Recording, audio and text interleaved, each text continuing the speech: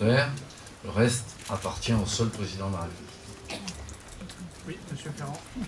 Grégoire Poussial, Les Échos. Est-ce que c'est pas un peu contradictoire de fixer des règles très strictes de renouvellement de la vie politique et de ne pas les appliquer à 100% dès les premières investitures? Je pense notamment au cas de M. Valls.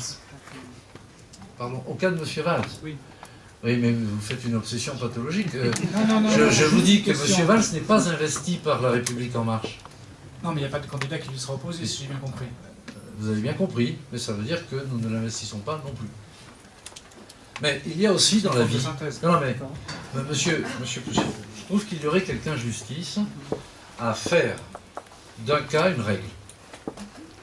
Nous, au moment où nous rassemblons, nous estimons qu'on ne claque pas la porte au nez à un ancien Premier ministre de la République qui, en quelque sorte, dit « j'ai envie de vous rejoindre et d'être utile ».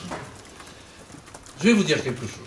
Si je vous avais répondu « nous allons tout faire pour combattre M. Valls », vous m'auriez dit peut-être. Comment est-ce que cela est tenable avec la philosophie de rassemblement que vous portez? N'y a-t-il pas un paradoxe à vouloir rassembler?